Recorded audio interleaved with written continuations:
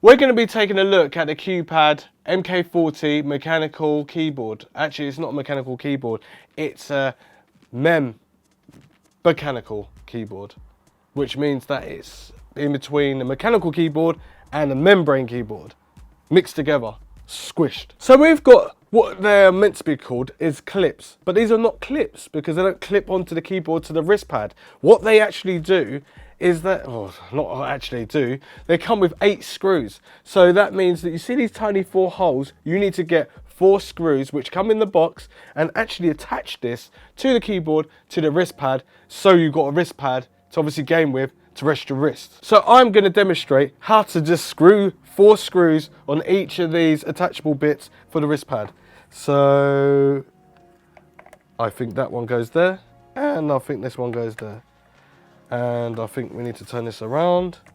Okay, so I'm guessing like the 3 little ones go at the bottom and then the big one goes at the top here. So let's screw that in.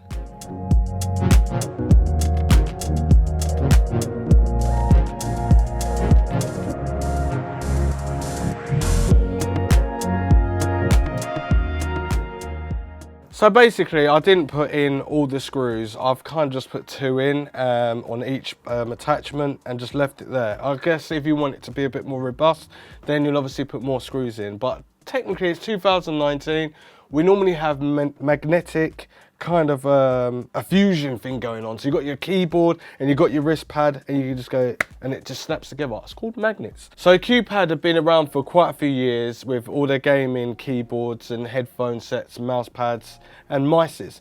Now this keyboard is only a couple of months old and QPAD are wanting to come back into the scene. They are quite an oldish company, but talking about oldish company, if I go down to the price of this keyboard, it's going to be around £50 to actually buy if you're interested in buying it. Links in the description down below. And but we're here to talk about this keyboard first, and we're going to do some tests. So I'm going to get a couple of games up, play a little game, see what it's like. Does it feel like blue switches? Does the actuation point actually feel like that? Is it a bit too springy? Does it feel comfortable? Is it robust? That's what we're going to talk about. But I just want to go into QPAD, the new keyboard, quickly, because they do have a new one coming out. That's the one that's coming out.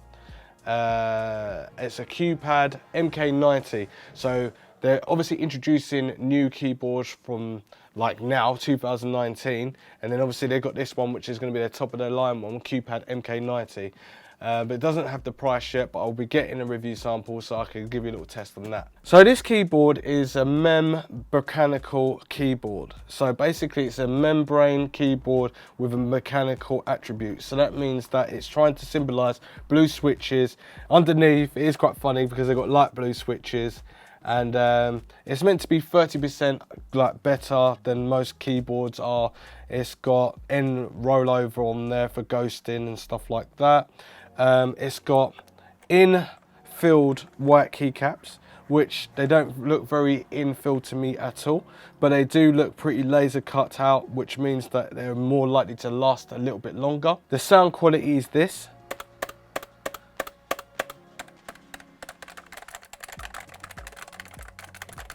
And as I'm pressing these keys, I've noticed that I do get more of a, I press down and I try to bottom out.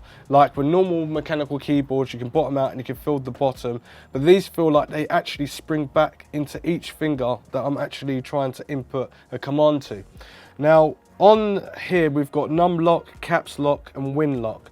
And these will light up blue LED on the side there. It's got the QPAD logo, got lovely trim around the sides, and the keys just look really nice. So they've got media keys and everything like that. Some could be used as shortcuts. So as you can see that I've just literally just plugged in via USB 2 cable, which is 1.8 braided cable straight into the back of the PC.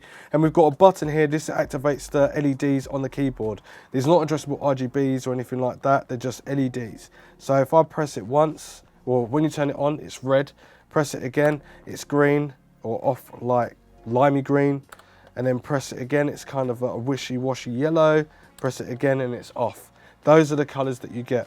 Now, if I press it again, I've got red on. And then if I press the FN key while going up, I'm meant to be able to get it so it's brighter. Well, it doesn't look any brighter, does it? So if I go down, it's like 3 down and then it's off, and then 3 up and it's the brightness it can go to. So I go to red. So that is the brightest that this keyboard will be. This is the next brightness, this is the next brightness, this is off. Now if I go to a brighter color, which will be green, that's the brightest it's gonna be, then down, then down, then down. The most wishy-washy color that I see on this keyboard is the yellow, which is not very punchy yellow. It feels like it's meant to be yellow, but it's kind of like it's just washed out completely. That's the brightest it will be. Now I'm in a normal lit office, and this is what you're gonna be seeing. Now, when I go to the caps lock, you notice how piercing blue that is. This is what I expect on 2019 keyboards if they want to be introducing to other gamers that want to have a decent keyboard. But yet, we've got to still test out the key functions, which we're going to do right now.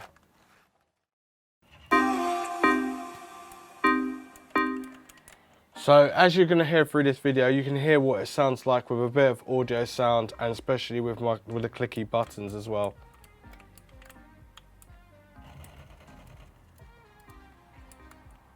Oh my God.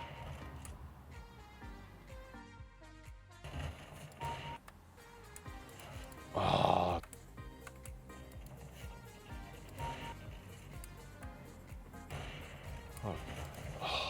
Oh.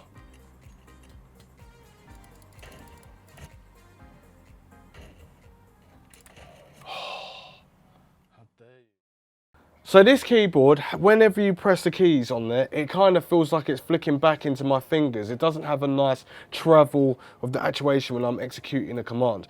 But if I was to aim this at people that needed a keyboard, I would aim it for the more heavy-handed players that wanted a more cheaper keyboard that was good to start off with and then up the ranks and upgrade like later on down the line.